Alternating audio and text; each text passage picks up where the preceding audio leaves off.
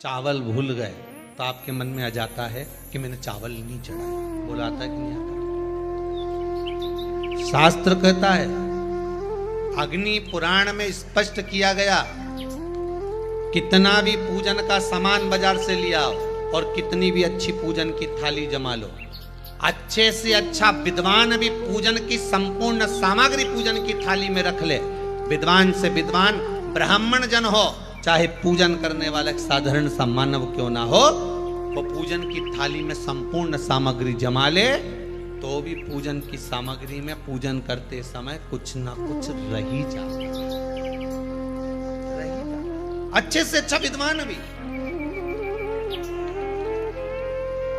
पूजन की सामग्री में थोड़ा ना थोड़ा रह गया।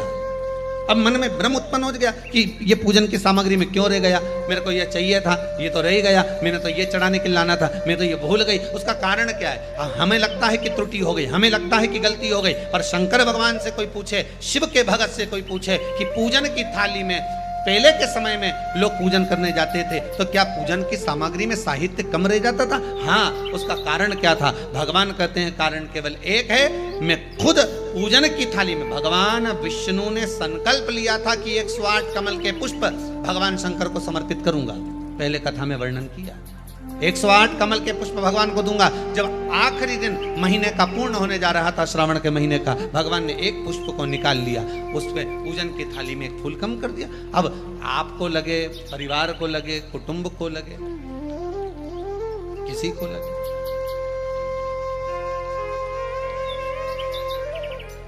पूजा की थाली में पुष्प,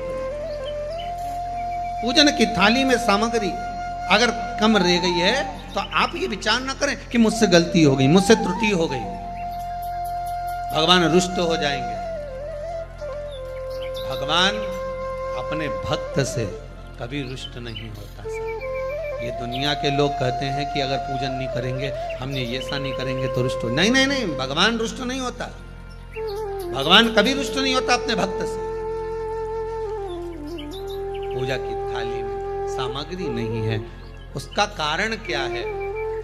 भगवान शंकर की कथा कहती है, जिस दिन पूजन करने बैठे जान कर कोई सामग्री मत छोड़ कर जाना, नहीं तो तुम लोग हंसी खेल में कि चलो ये मत ले जाओ, नहीं, आप पूरी सामग्री जमाओ, और कोई सामग्री आप भूल गए हो तो समझ लेना कि भगवान आपके दरवाजे पर आने के लिए बेकरार हैं, भगवान आपके दरवाजे पर आना चाहते हैं। अगर कोई सामग्री छूट गई है, कोई सामग्री रह गई है,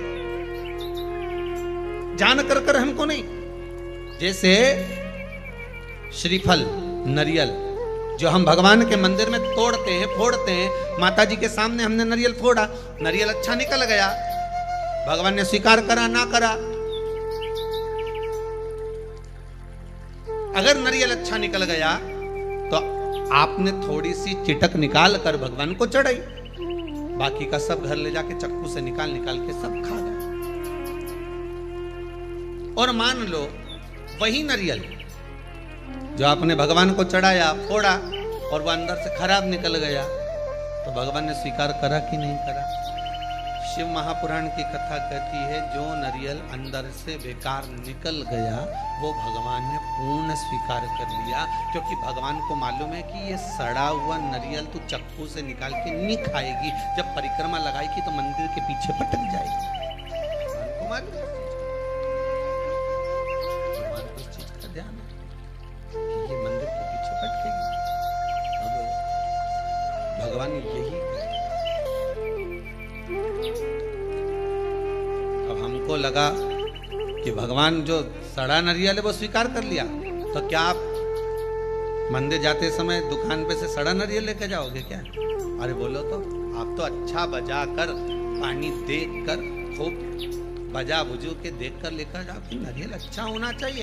आगे भगवान उसको कैसे स्वीकार कर रहा है, भगवान कैसे उसको प्राप्त कर रहा है, ये उसके, तो श्रेष्ठ लेकर पूजा की थाली को लगाकर, पूरी पूजा की थाली को जमा कर, पूजन का साहित्य रखकर, पूजन की सामग्री को संपूर्ण जमा कर लेकर आप जाइए। कोई सामग्री रह जाए तो आप मन में उसके लिए खेद उत्पन्न ना करें, आप तो ये सोचें कि भगवान उसको स्वीकार कर रहा है और भगवान का मन है आज मेरे घर आने। आज भगवान चाहता है कि मैं अपने तेरे घर पर चलूं।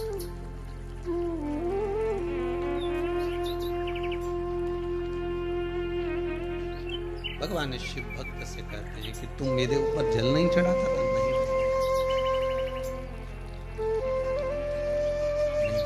कारण मैं अपने घर पर बुलाना चाहता हूं, आप अपने भवन में बुलाना चाहते हैं।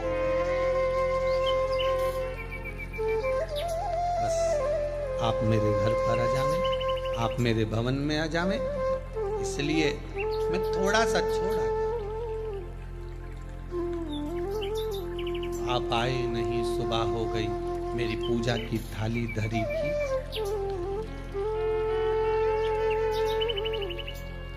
भगवान ने भी विचार